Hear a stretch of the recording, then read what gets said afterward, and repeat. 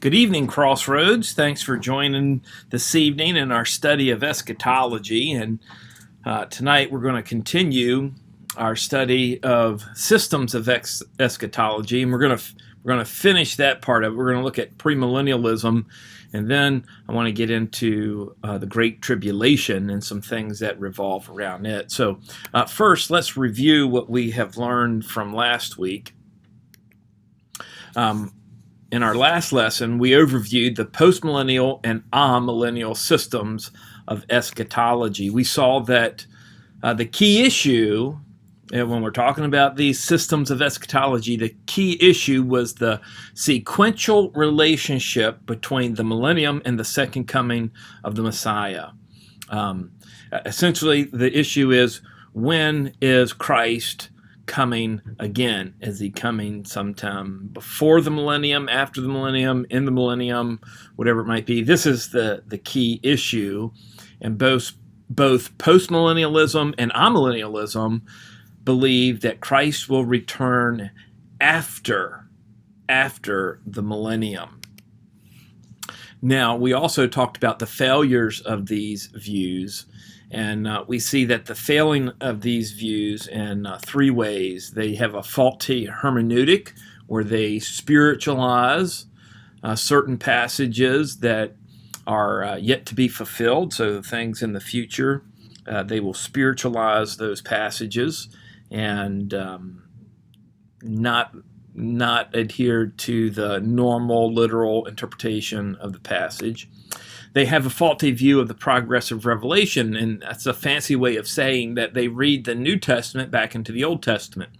In other words, as we approach the Bible, now we're coming from a premillennial dispensational point of view. As we read the Bible, we believe that God progressively has given revelation from Genesis 1:1 all the way through Revelation chapter 22. And He has progressively revealed his will to man throughout the history that is in between Genesis 1 and Revelation 22. And so that means that whatever comes in the Old Testament forms the basis for whatever comes in the New Testament. And so these two views, postmillennialism and amillennialism, they kind of flip that on its head, and they will read the New Testament back into the Old Testament to try to understand what the Old Testament is saying. We would say the Old Testament says what it says. You interpret it for what it says. And they won't always do that. So that's another one of their failings. The third one is their faulty view of the church replacing the nation of Israel. So because of their faulty hermeneutic and because of their faulty view of the progressive revelation, they accept the faulty view that the church has replaced the nation of Israel. And of course, we reject that. We believe that the church has not replaced the nation of Israel, that the nation of Israel still has part in God's divine plan, and God's not done with them. He has a very significant role for them in the future. And so let's move on now to what we're going to look at in this lesson. So in this lesson, we're going to be looking at the premillennial view of the end times, just like we looked at the two other views last week. And then we're going to talk about the timing of the Great Tribulation and some of the things revolving around that. So premillennialism. What is premillennialism? Premillennialism is the view of the end times which understands the second coming of the Messiah to happen before the millennium. To put it another way, it's the view that believes the Messiah will return before he sets up the Messianic kingdom. So the Messianic kingdom, the kingdom of the Messiah, is the millennial kingdom. So in order to have the Messianic kingdom, the Messiah, Jesus Christ, must first return. And so premillennialism says that Christ will return before or pre the millennium. That's all it says. And so let's look at some other things here. Now, this is probably going to be kind of new information for you, but you need to be aware of it. There are two major forms of premillennialism. There is historic, sometimes it's called covenantal or classic premillennialism. That's one form of it. And the second form is dispensational premillennialism. Dispensational premillennialism.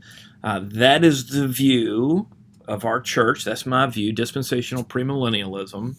If you got to label me with a label, I would be called a dispensationalist.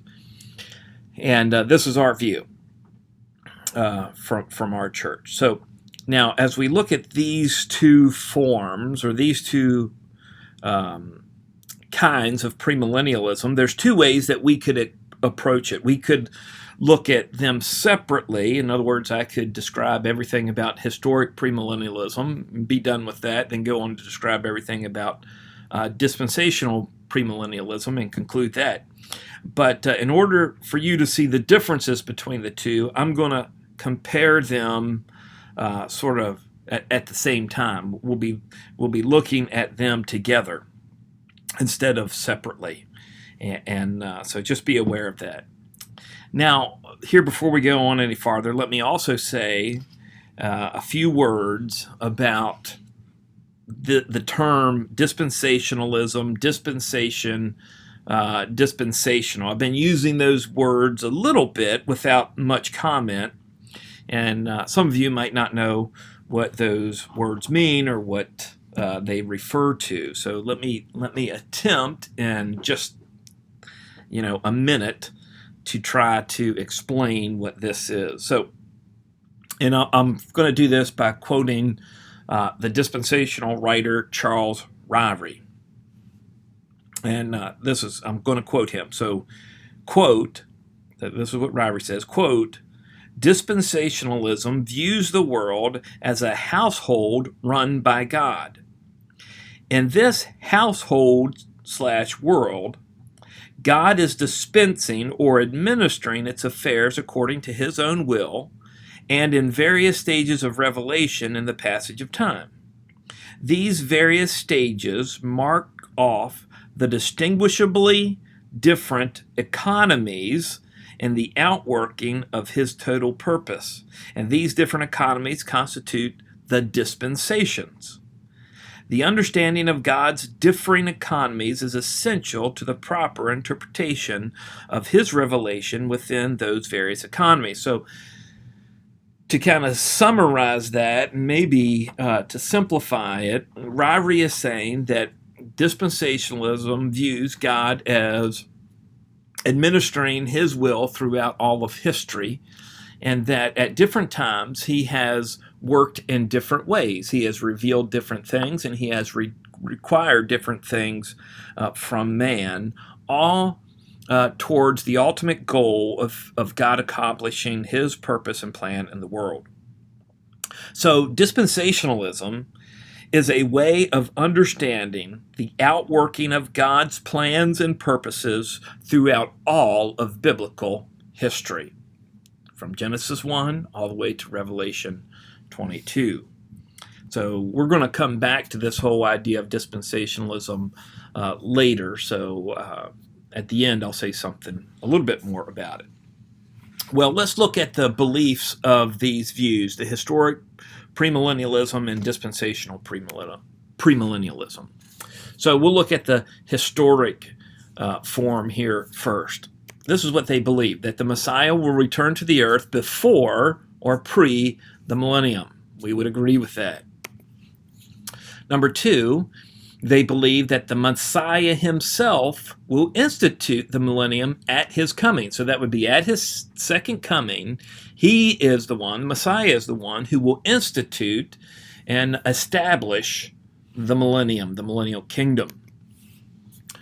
Thirdly, the Messiah will reign on and over the earth for a literal 1,000 years. Now, you'll remember from last week, that Amillennialism and Postmillennialism say that the Messiah is ruling over the earth, and that he's doing it right now for an undefined long period of time.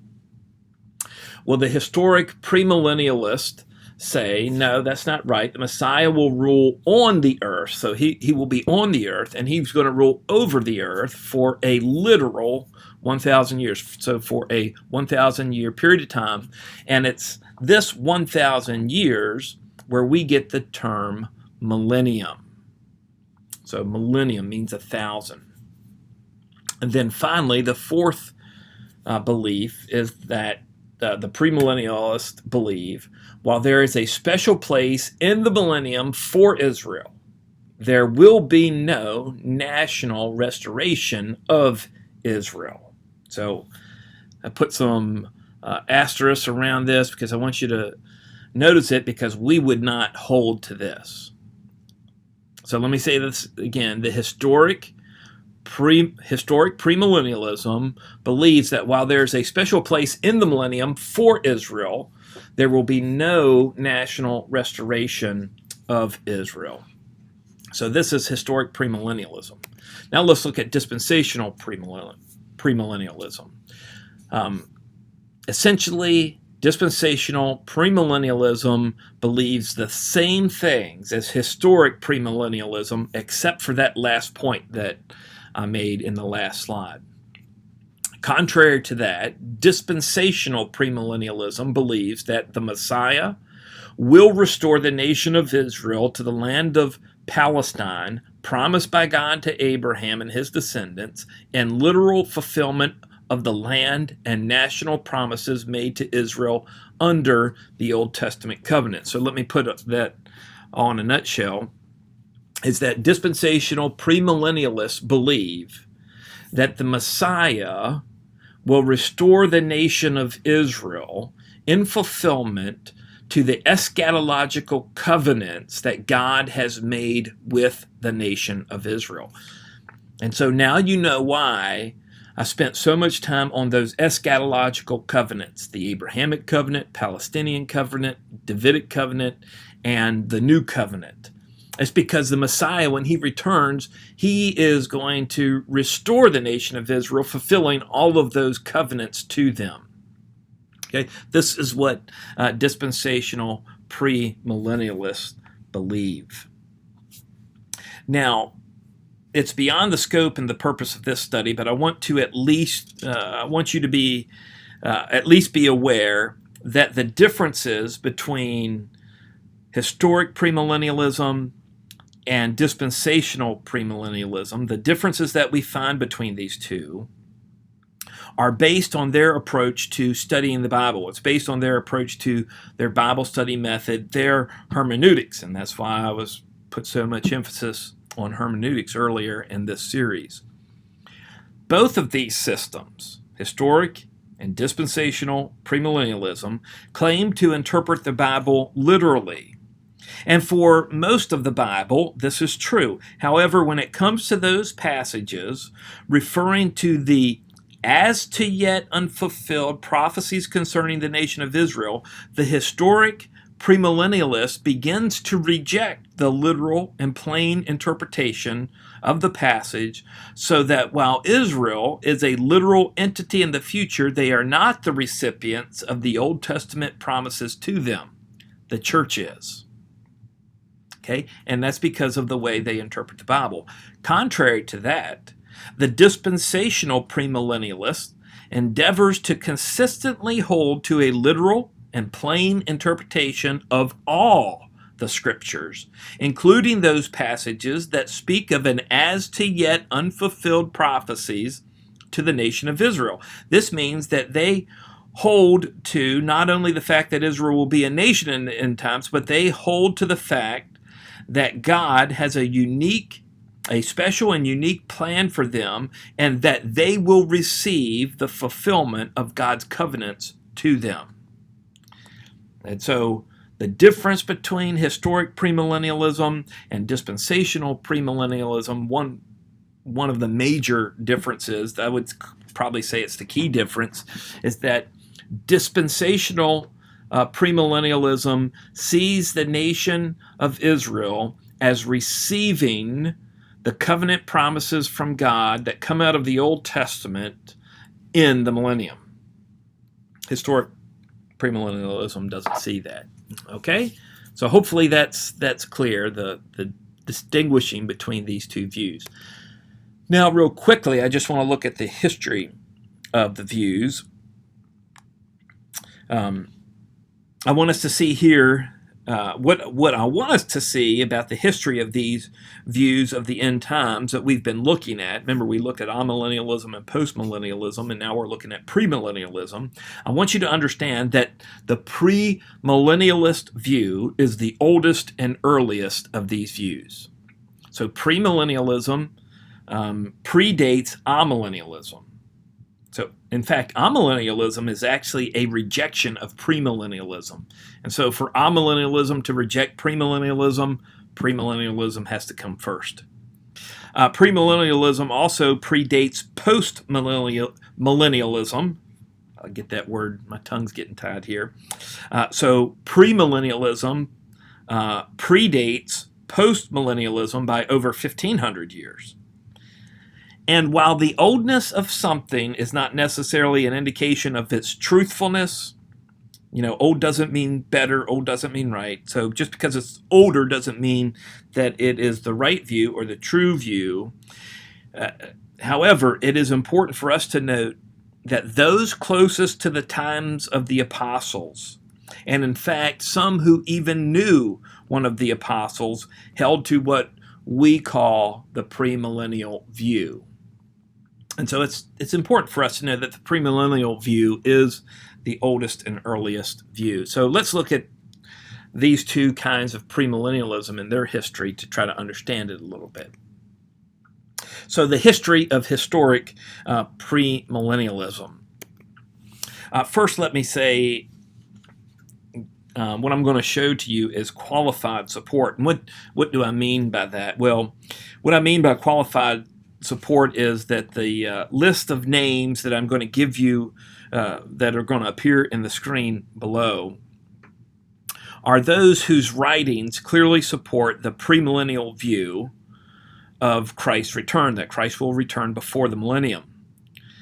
But oftentimes those same writings are ambiguous about whether they are dispensational, whether they hold to any dispensational distinctives. And so the support I'm going to show you here for historic premillennialism is actually support for premillennialism in general. All these people would hold to the fact that the Lord's going to return before the millennium. And so keep this in mind. While these writers that I'm going to show you on this slide support premillennialism, that doesn't necessarily mean they are against dispensational premillennialism. It's just to show they support premillennialism. Okay? Hopefully that's as clear as mud. So the first guy that we're going to mention is Papias, or Papias. And you notice the dates there. He's very early. He was alive in the 1st century on into the 2nd century. He is said, we know for sure that he had at least second-hand knowledge of the Apostle John. His friend Polycarp was a companion of John. But we should also recognize that Irenaeus, another early church father, wrote that Papias was a hearer of the Apostle of John and companion of Polycarp. So what I want you to see here is that because of the time in which Papias lived, it is very possible that he had contact with the Apostle John himself. And who wrote the one book in the New Testament that's totally devoted to the end times? The Apostle John. And so Papias would have known something about eschatology in the end times. And so Papias was a premillennialist. Next is Justin Martyr. You see, he's in the 2nd century there. And he seems at times to connect the church to Israel, but he isn't always consistent in that. But he is very clear that he is a premillennialist. He believes that the Lord will return before the millennium. Third here is Irenaeus. I already mentioned him earlier. but again in the 2nd century, and he not only is a premillennialist, but he clearly had some dispensational thoughts. Then there's Tertullian here, another 2nd century into the 3rd century premillennialist, and there is Hippolytus and Lactantius. So all these men would have been premillennial. They would have believed that the Lord is going to return before the millennium. And so what we see here is that between the 1st and the 4th century, we have lots of support for premillennialism, the premillennial view of the Lord's return. And so this supports the idea that premillennialism was the earliest. Now, having established that the premillennial return of the Lord is the earliest view of the church, let me also add that the particular form of historic premillennialism that we're talking about does not clearly appear until the 16th century. So that's you got to go all the way to the 16th century to see a clear explanation of historic premillennialism. Before that, people were just premillennialists. Okay, now let's look at the history of dispensational premillennialism. So let me start by saying that this system wasn't systematized. This idea wasn't systematized until the 19th century.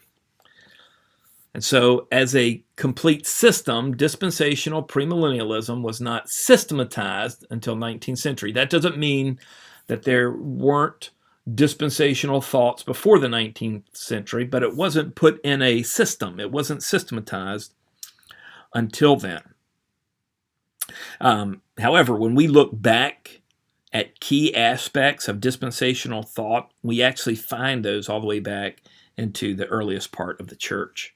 And so even though it's not systematized till the 19th century, we see it all the way back in the 1st and 2nd centuries. Secondly, the word Israel is not applied to the church until the 2nd century. And so one of the things that dispensationalism holds to is that Israel and the church are separate entities. The church doesn't replace Israel. Israel isn't removed from God's plan. And so that's one of the distinctive thoughts of dispensationalism. And I want us to see here that in the 1st century and all the way up to about the middle of the 2nd century, the word Israel is never applied to the church. So the church and Israel always kept separate. That's a dispensational, what we would call a dispensational idea. A little bit more of the historic background here. The Epistle of Barnabas, you can look that up. You just go to your computer, go to the internet, and Google it. The Epistle of Barnabas clearly shows Israel and the church were separate entities. So the author of this epistle, whoever it was, this is from the late 1st century, early 2nd century, was definitely holding to the fact that the church and Israel were separate entities. The church did not replace Israel. Irenaeus, a 2nd century writer, divided history into 7 1,000-year periods, placing himself in the 6th 1,000-year period. Now, the 7th 1,000-year period, according to him, would be the millennium. And so the Lord's going to return before the millennium. So he affirms that the Old Testament prophecies related to the end times should be interpreted literally. In other words, prophecies concerning the nation of Israel should be interpreted for them being to the nation of Israel. And he is clearly providing a very primitive or rudimentary version of dispensationalism when he divides history up into these 7 1,000-year periods. As we get to the Middle Ages, there's some but little evidence of dispensational thought in this time, but there's a reason for that. Let me tell you why. Let me give you 2 reasons why in the Middle Ages we don't have much on dispensational premillennialism. The first reason is that the Roman Catholic Church controlled life, and they were amillennial. So you can't dissent from the church. The Roman Catholic Church was amillennial, so you couldn't be a dispensational premillennialist and be in good standing with the Roman Catholic Church. So they were dominant in the Middle Ages, and so the dominant view of the end times is going to be amillennial in the Middle Ages. Secondly, when the Reformation happens, and the Reformers, they were not concerned to think about, much less correct, the theological errors of the Roman Catholic Church's eschatology. They were not concerned about the end times. They were concerned about other things. And so even the Reformers, they just kept the same amillennialism that they had under the Roman Catholic Church. And so that's why we don't see much in the way of dispensational premillennialism in the Middle Ages.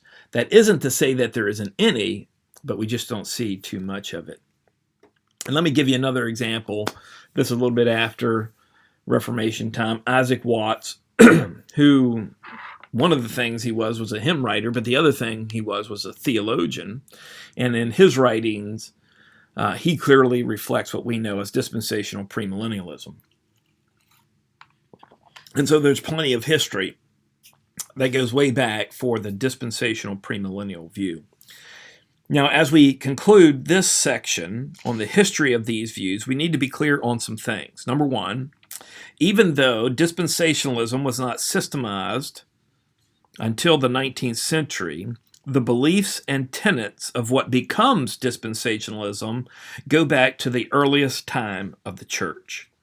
In other words, it is an old eschatological view.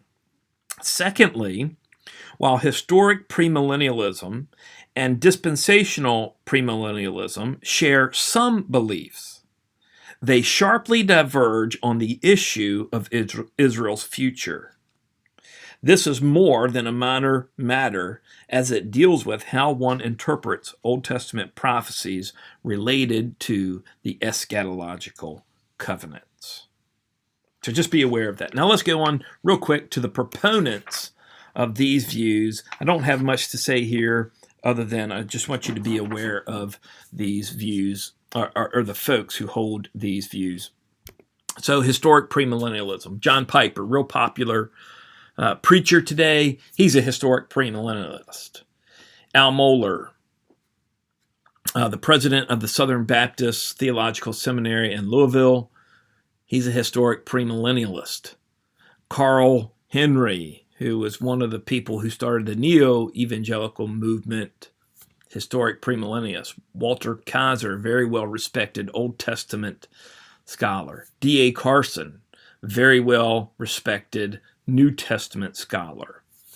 The Evangelical Free Church of America used to be historic premillennialists. Now they have decided not to take any position on eschatology. And then Trinity Divinity School, which is the seminary for the Evangelical Free Church, same thing would apply. They would have produced a lot of historic premillennialist preachers. And so those are just some. These aren't all. Couldn't list all of them. That would be too many. But now let's look at some dispensational premillennialists. The guy who really systematized dispensational premillennialism is J.N. Darby. At least that's who we give credit for. But then you have C.I. Scofield. This is the editor of the Scofield Reference Bible, Study Bible. Louis Sperry Chafer, he's the founder of Dallas Theological Seminary. John Walvoord, Charles Ryrie, Charles Swindoll, or Chuck Swindoll, Charles Stanley. By the way, Walvoord, Ryrie, and Swindoll all are connected to Dallas Theological Seminary. Charles Stanley, most of us have heard of him. John MacArthur, same view. Dallas Theological Seminary, the Master Seminary, Shepherd's Seminary, Liberty University. These are all dispensational, premillennial people or institutions. So that's just some. There's a lot more than that, but that's just a few of them so that you can be aware of them. Now I want to move on to the timing of the Great Tribulation. The timing of the Great Tribulation. The issue of the timing of the tribulation and its surrounding events is predominantly seen as a concern among those who are premillennialist. However, all views, both amillennialism and postmillennialism included, must account for the Great Tribulation because it's in the Bible. And so, having said that, just let me briefly say something about the amillennialist and postmillennialist view of the Great Tribulation. So it's beyond us today to try to explain the details of their views, but we have to understand that they either place the Great Tribulation early in church history or at the end of millennium. So the post-millennial view of the Great Tribulation would place it as one of the Roman Empire's persecutions of the church, and amillennialism would place it at the end of the millennium as the Satanic Rebellion. They would say that's the Great Tribulation period. So we wouldn't agree with that. And this is in criticism of those views. I would say this, that we should note that the Great Tribulation is connected to the nation of Israel and not the church, as seen in Daniel chapter 9, verses 24 through 27, and all the Old Testament prophets who are warning of coming judgment. Daniel, in this chapter 9 of his book, places the Great Tribulation at the last 7-year period of the 490 years which have been determined for the nation of Israel's preparation for the second coming of the Messiah.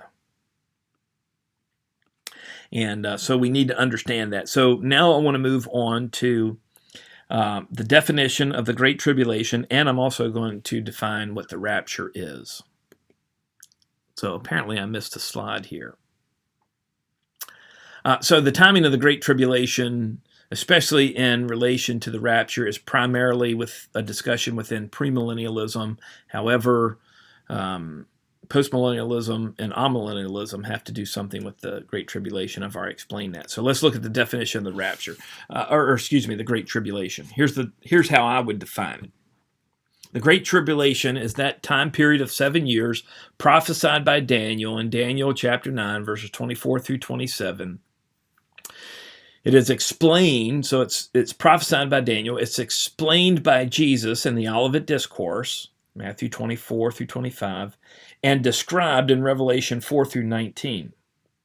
It is called the tribulation, the time of Jacob's trouble, or Daniel's 70th week. So this is the Great Tribulation.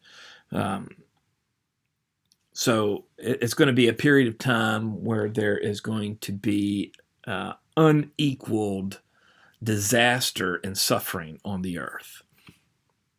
Now let me define the rapture for us.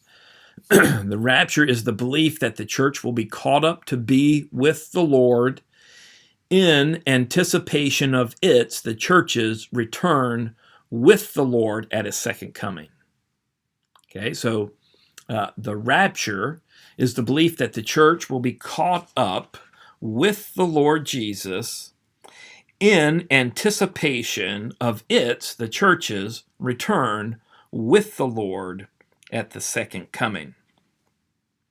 The term rapture comes from the Latin term ratio, which means to seize, plunder, tear away, can even refer to the idea of thievery. This Latin term is the translation of the Greek word harpazo. This is the word that appears in 1 Thessalonians chapter 4, verse 17. This verse says, "Then we who are alive and remain shall be caught up." That's harpazo. That's the word rapture. "We shall be caught up together with them in the clouds to meet the Lord in the air, and thus we shall always be with the Lord." Let me also say that all views of the end times must include an understanding of the rapture, because it's clearly taught in 1 Thessalonians chapter 4, verse 17.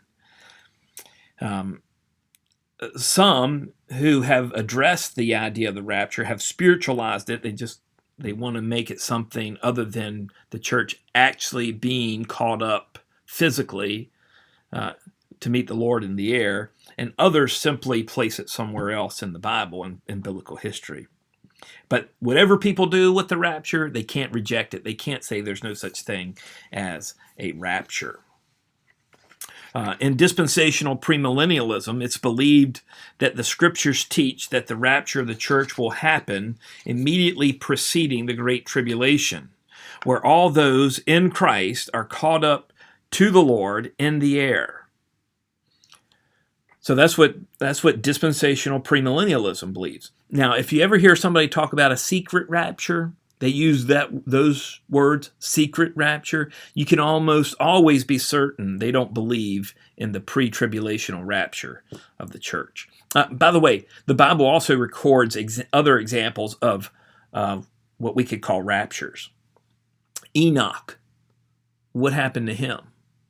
The Lord took him. The Lord took him. That's the idea of rapture. How about Elijah? Remember, he went up in a whirlwind. The Lord took him. And even we can say Jesus, at his ascension, he was taken up to heaven. And so the rapture, there's nothing wrong with the rapture. It's in the Bible. People have to deal with it. There's other examples of different kinds of raptures. We're talking specifically here about the rapture of the church, though. But here's some things I want you to remember as we keep on moving into how the rapture fits with the Great Tribulation, okay? Number one, the church is made up of all believers and only believers from the time of Pentecost to the rapture. So believers in the Old Testament are not part of the church. Only the believers and all the believers from the time of Pentecost to the rapture, that's the church. That's the body of Christ. Secondly, the Great Tribulation is a 7-year period of time in which the nation of Israel will be provoked to jealousy and belief. And the nations, I'm talking about the Gentile nations, will be judged. Number 3, the issue of the rapture involves when this rapture happens, when it happens in relation to the Great Tribulation. That is what we're going to be thinking about. When does the rapture happen in relation to the Great Tribulation? And fourthly, when we talk about the tribulation, we have to keep in mind this is an expression of the wrath of God being poured out on the earth. And so the question is, when is the wrath of God being poured out on the earth? And whenever that is, that'll help us determine when the church is raptured. So I have 5 views. If we can do this in about 5 minutes, I have 5 views of when the rapture happens. And this is pretty quick, so just hang on. The first view, and this would be my view, this is the view of our church, is the pre-tribulational rapture. This view holds that the church, the body of Christ, will be raptured before the Great Tribulation begins, because the entire tribulation is the wrath of God. So the entire tribulation period is the wrath of God. Here's a diagram, or I don't know, chart, whatever this is, diagram, I think that is the right word. So you'll notice at the left bottom, there's the church age. We're in the church age right now. At the end of the church age, the church is raptured up, and Christ comes for his church in the air. So Christ, at the rapture, Christ never comes back to the earth. He meets the church in the air. After the rapture, there's the tribulation, this 7-year period of tribulation, of suffering and trouble on the earth. And at the end of the tribulation, we have Christ coming again, the Messiah's second coming, and he comes to the earth. And when he comes to the earth, he establishes the millennium. So this is the pre-tribulational rapture view. The church is raptured before the tribulation. The mid-tribulational rapture view, that kind of is self-explanatory, isn't it? This view holds that the church will go through the first 3.5 years of the tribulation and then be raptured in the middle of the tribulation just before the wrath of God is poured out on the earth. So let's look at this chart, this diagram. So you have the church age, bottom left there. And the church age flows right into the tribulation. And so for the first 3.5 years of the tribulation, the church is still on the earth. Then when we get to the middle of the tribulation, Christ comes for the church is raptured, and they meet Christ in the air. And it's at this middle part of the tribulation where the wrath of God is poured out on the earth. And so the second 3.5 years of the tribulation are characterized by the wrath of God being poured out on the earth. Then, of course, after the tribulation, you have Christ's second coming and millennium. So that's why it's called mid. It's right in the middle of the tribulation, mid-tribulational rapture. And then there's the post-tribulational rapture, again, self-explanatory. This view holds that the church will be raptured at the end of the tribulation, immediately before the second coming of Christ. Here's that diagram. So bottom left, you got the church age, and the church just flows right into the tribulation. So the church goes through the entire 7 years of the tribulation, and I want you to notice what happens at the end of the tribulation. The church is raptured up. So Christ comes in the air to meet his church and immediately comes down to the earth for his second coming. And so the post-tribulationists will see the rapture as the saints of the church being taken up in the air to meet the Lord as he's returning to the earth. And then they just fall in and follow the Messiah to the earth. And then there's the millennium. That doesn't make a whole lot of sense to me, that would happen, that he comes and the saints go up and then he turns around and then he keeps on coming down to the earth. I know what they say, but to me it just doesn't make a whole lot of sense. Anyway, getting distracted here. The next view, the fourth view, is the pre-wrath rapture. Remember I said the wrath of God being poured out. That's an important concept to remember. This view holds that the church will be raptured at some time in the tribulation immediately before the wrath of God is poured out on the earth. Sometimes this is called the three-quarter tribulation view, and the diagram will show that. So you have the church age, bottom left, and it goes right into the tribulation. And this view basically says that the church is in the tribulation no more than 5.25 years. And then at that 5.25 year mark is when the wrath of God is poured out on the earth. But before that happens, the church is raptured. Christ comes for his church in the air. The church is raptured. Then there's a year and 3/4 where the wrath of God is on the earth, and all those things described in the book of Revelation, those terrible things described in the book of Revelation, that all happens in a year and 3/4. And then Christ comes again and then establishes the millennium. So this is the pre-wrath rapture. It's important that they hold that the church is raptured before the wrath of God is poured out. And so that's very similar to the mid-tribulational view and the pre-tribulational view, because both of those views would also say the church is raptured before the wrath of God. The pre-tribulational view just says the wrath of God is the entire tribulation. The mid-tribulational view says the wrath of God is the last half of the tribulation. And the partial or the pre-wrath view says the wrath of God is the last fourth of the tribulation. So I hope that makes sense.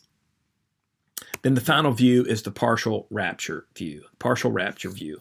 This view holds that individual church age believers, so notice the emphasis here, that individual church age believers will be raptured as they meet the condition for being raptured, which is watching and waiting for the return of the Lord. So this diagram looks like this.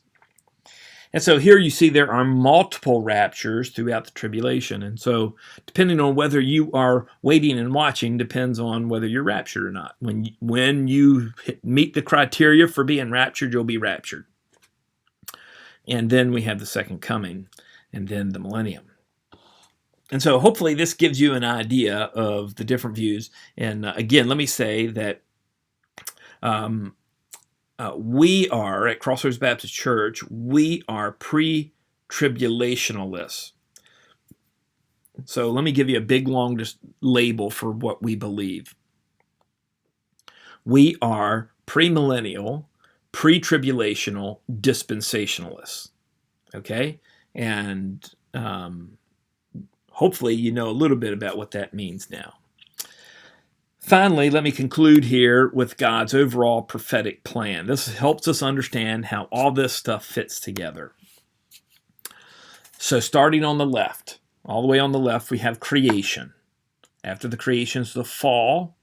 Then we have the flood, Noah and the flood. Then the Abrahamic covenant.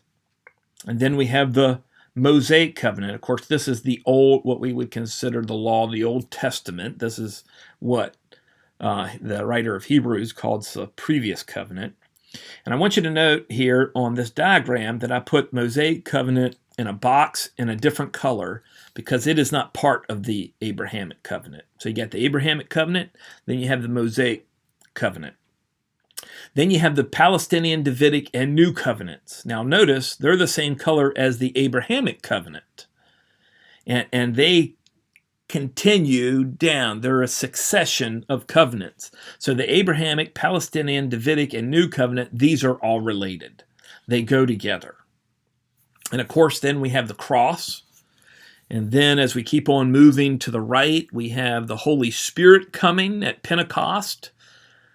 Then that begins the church age. And then we have the rapture, which ends the church age. And we have the tribulation. And after the tribulation, the second coming. And after the second coming, we have the millennium, the 1,000-year reign of the Messiah on the earth. Then after that, we have the eternal state. Now, there's lots of details that I didn't put in there. But this is the general overall prophetic timeline of prophecy. And so I hope you got a little bit of understanding of what premillennialism is, a little bit of understanding what the Great Tribulation is and the relation of that to the rapture in this lesson. Now, next week, we're going to be focused on dispensationalism. I've been talking a lot about dispensationalism in this particular lesson. Next week, we're going to focus on it. What is it? What does it teach? What's the difference between it and other views? Does it have any weaknesses? What are some weaknesses that it has? Okay, so we'll be looking at dispensationalism next week. Well, the Lord bless you. Thank you for paying attention during this time.